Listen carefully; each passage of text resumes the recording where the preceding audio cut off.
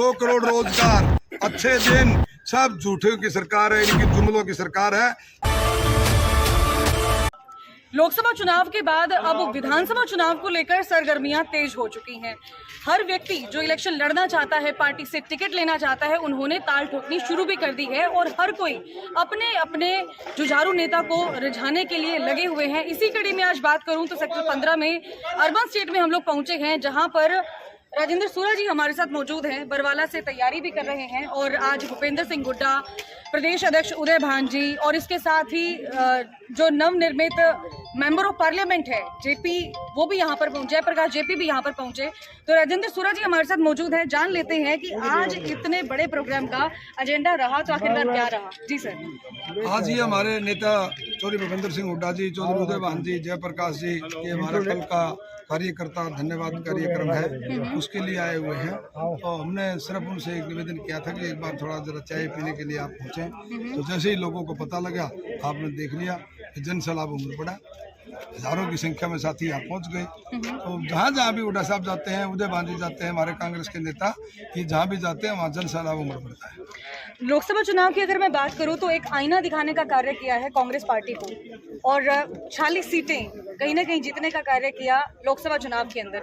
अब की बार आपको क्या लगता है जो लोकसभा चुनाव का असर है वो कितना विधानसभा के ऊपर पड़ेगा?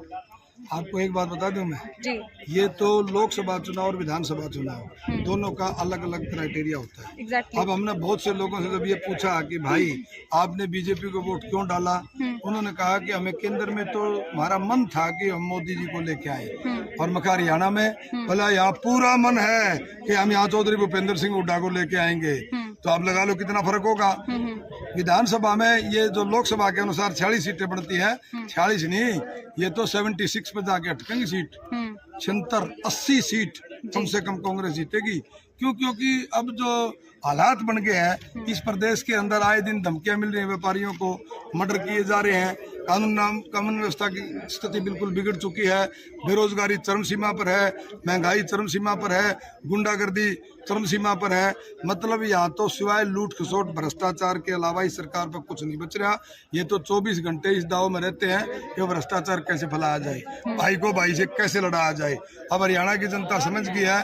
और भाई ये गुंडे है ना, ये गुंडे जिस दिन हुड्डा साहब की सरकार आ जाएगी नहीं, एक बार बोलेंगे हुड्डा साहब या तो प्रदेश छोड़ जाओ या जेल में सलाखों के पीछे जाना होगा। पहले भी ऐसे एक बयान दिया था, हरियाणा में एक गुंडा बच्चा हो तो बता दो। और यही तब होगा जैसे ही कांग्रेस की सरकार आएगी, ये गुंडे प्रदेश छोड़ जाएंगे। ये गुंडे अपने आप नहीं आ रहे, ये एक व्यवस्थित प्लान क्राइम किया जाता है सरकार के ये मानो कि उनकी शय में, शेल्टर में, उनके संरक्षण में। तो आप ये बताओ, आप गोली मार के चले गए, शोरूम पे बैठे गए और गिरफ्तार तक नहीं हुए। मतलब कमाल की बात तो नहीं है। यहाँ पर व्यापारियों को सबको धमकियां दी जा रही हैं, अगले गैंग बैठे हैं जेल में, वो कहते हैं मैंने दी है, मेरे ग्रुप ने दी, मेरे ग्रुप ने दी। तो भाई जब सरकार सही मायने में जनता के विश्वास की सरकार आएगी, बीजेपी ने सरकार ने जनता का विश्वास खो दिया और इनकी कोई विश्वसनीयता नहीं रही। इसलिए मैं तो कहता हूँ इस प्रदेश का तो राम भरोसे गाड़ी है। वो प्रदेश बचेगा तब जब यहाँ कांग्रेस की सरकार होगी, चौधरी भूपेंद्र सिंह हुड्डा उसके मुख्यमंत्री होंगे और जब अमन चैन होगा। जैसे पहले 10 साल का शासन था तब हर वर्ग के हित में फैसले लिए गए, किसान के, मजदूर के, छोटे व्यापारी के, कर्मचारी के, गरीब के साथी को 100-100 गज के प्लॉट दिए गए। मतलब हर वर्ग के हित में फैसले लिए। उसी तरीके से अब कांग्रेस की सरकार आने पर जब चौधरी भूपेंद्र सिंह हुड्डा मुख्यमंत्री होंगे तो हर वर्ग के हित में दोबारा से वही फैसले लिए जाएंगे और वही हरियाणा प्रगति के पथ पर चलेगा। जो 10 साल के शासन ने 50 साल पीछे कर दिया हरियाणा को, हम वो रफ्तार दोबारा से लेके आएंगे। हुड्डा साहब कहते हैं कि जब एक व्यक्ति को दूसरे व्यक्ति की कमजोरी का पता चले और दूसरा व्यक्ति जब दुश्मन हो तो जो दुश्मन व्यक्ति है वो उसकी कमजोरी पर खेलना शुरू कर देता है। कांग्रेस पार्टी की मैं बात कर रही हूँ और इसमें गुटबाजी, कांग्रेस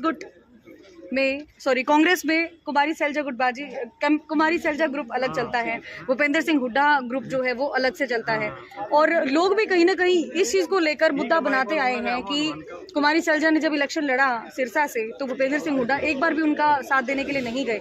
तो ये जो गुटबाजी की जो छाप लगी हुई है कांग्रेस पार्टी पर, इसको दूर करने का किस प्रकार से कार्य करेगी कांग्रेस? कोई गुटबाजी नहीं है, केवल आप लोगों के दिमाग की उपज है। हमारे नेता हैं, जहाँ भी नेता जाते हैं वहाँ भीड़ उमड़ पड़ती है। सभी नेता कांग्रेस के लिए काम करते हैं। आपने एक बात नहीं कहते कभी भी, अनिल विज कभी मुख्यमंत्री खट्टर की स्टेज पर कौन गया? आप लोग कभी सवाल नहीं उठाते। इनका 10 गुटबाजी हैं, कभी कैप्टन अभिमन्यु या खट्टर साहब की स्टेज पर नहीं गया। आप इनकी गुटबाजी नहीं बताते।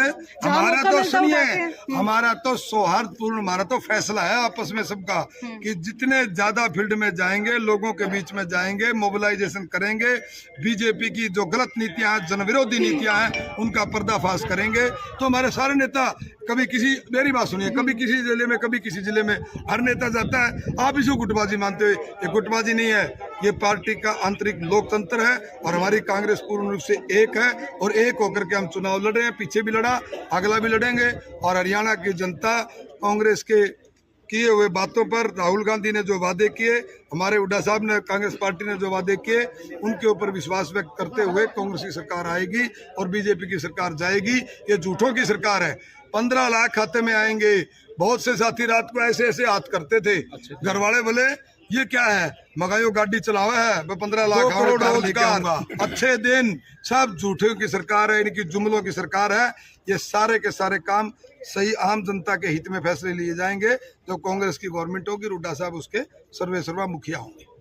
मैं आपसे एक बात जरूर जानना चाहूंगी। अब आप कह रहे हैं कि मुखिया भूपेंद्र सिंह हुड्डा होंगे, 10 साल तो राज कर ही लिया उन्होंने, कोई नया चेहरा लॉन्च करने की मूड में नहीं है क्या कांग्रेस पार्टी? नया चेहरा तब लॉन्च करना होता है जब उसके नेतृत्व में या उसकी रिपोर्ट कार्ड सही नहीं हो। जैसे बीजेपी कर रही है, 6 महीने पहले मुख्यमंत्री को बदल दिया गया, उनका रिपोर्ट कार्ड सही नहीं था। और भाई मुख्यमंत्री से कहे बदल लो, चेहरे बदलने से जनता में विश्वास पैदा नहीं हो सकता। आप लोगों ने, भारतीय जनता पार्टी ने जनता का विश्वास खो दिया है और खोया हुआ विश्वास ये 10 साल तो आंदा नहीं है। 10 साल पाछे देखी जाए क्या होगा। मुख्यमंत्री बदलने का क्या मतलब है? आप समझते हो, सभी समझते हैं कि भाई खट्टर साहब को बदल दिया गया कि शायद खट्टर साहब के बदलने लोगों में गुस्सा कम हो जाए और लोग बीजेपी के हक में आ जाएं। कोई हक में नहीं आएगा भाई। जो लोगों ने एक एक बदला लेंगे, वो किसानों को पीटा, कर्मचारियों को पीटा, मजदूरों को पीटा, आंगनवाड़ी वर्कर को पीटा, सरपंचों को पीटा, पूरे समाज में कोई वर्ग नहीं बख्शा जिसके ऊपर लाठियां ना बांधी हो। अब चुनाव आएगा तो वोट रूपी लठ से वो भी इनका इलाज करेंगे बीजेपी का। हरियाणा की जनता भी 100% इलाज करेगी। अब 2 फिगर में सीट आनी मुश्किल से जी नहीं आएंगी इनकी सीटें। ये झूठ बोलते हैं। 400 पार आगे कितनी, और उनमें तभी 100 सीट और जाएंगी। जो इन्हें गड़बड़ कर रखी, सुप्रीम कोर्ट में रिट एडमिट होगी, वो 100 सीट भी जो फैसला होगा वो भी घट जाएंगी इनकी। तो ये तो 3 गुणी झूठ बोल लग रहे हैं। 80 पार आई भाइया की 38। तो इनका तीसरा एक काम है झूठ बोल के गुजारा करें। लोग समझ गए झूठ में कौन आवे ना बहकाओ में आवे। जी जी, थैंक यू, धन्यवाद, नमस्कार। Thank you. वीर सिंह ख्याला जी, आप क्या कहना चाहेंगे? आप समाज सेवी भी हैं और आज कांग्रेस पार्टी से इतने वरिष्ठ नेताओं का आज राजेंद्र सूरा जी के घर पर आना हुआ। वो आपने देख लिया, जन सैलाब उमड़ पड़ा। शॉर्ट नोटिस में लोगों को अपने आप पता लगा है। शायद ये तो फोन नहीं कर पाए होंगे इतने, जितने लोग आए हुए थे। अपने आप मतलब लोगों में एक जुनून बना हुआ है हुड्डा जी के प्रति, कांग्रेस के प्रति। पूरे प्रदेश के अंदर एक ऐसी आंधी चली है। 2019 में जैसी लहर दिखाई दे रही थी मोदी को लेकर, बीजेपी को लेकर, वैसी लहर बना पाने में कांग्रेस कितना कामयाब हो पाई है? जनता का इन्होंने कुछ काम नहीं किया और जनता ये काम नहीं करने के कारण इस बार कांग्रेस और नेता चुनाव नहीं लड़े। देश की जनता मोदी के खिलाफ चुनाव लड़ी। पूरे देश की जनता, जैसे सूरज साहब बता रहे 100 सीटें, 68 सीटें तो इनकी 4 वोट से लगे। एक तो 4 वोट से जीता है इन्होंने, जो कि वो कम वोटों से कांग्रेस का जीता था महाराष्ट्र में। 4 वोट से लेके 2000 वोट के अंतर में 68 सीटें हैं जी, जो बीजेपी ने डिक्लेयर हुई है। तो क्या विपक्ष, जिसकी 240 सीटें आई है, क्या विपक्ष की एक भी सीट कम बार से नहीं जीती जी? विपक्ष की 19,000 से ऊपर सारी जीती। क्या वो 1000-2000 वोट से वो नहीं जीते होंगे? लेकिन ये सारा दूध का दूध पानी का पानी हो जाएगा सुप्रीम कोर्ट में। जी, बहुत बहुत धन्यवाद वीर सिंह ख्यालिया सर। एक सवाल और जानना चाहूंगी, जो परफॉर्मेंस लोकसभा चुनाव के अंदर कांग्रेस पार्टी को लेकर लोगों की देखने को मिली, उसका कितना असर रहेगा और क्या आपको लगता है अब की बार 2024 में कांग्रेस पार्टी अपनी सरकार बना पाने में कामयाब होगी? 100% पब्लिक का रुझान बता रहा है। देखो आप ये देखो, पिछली बार 10 में से 10 सीटें बीजेपी जीती थी लोकसभा में, लेकिन जब लोग विधानसभा चुनाव तो 31 सीटें कांग्रेस जीती जी।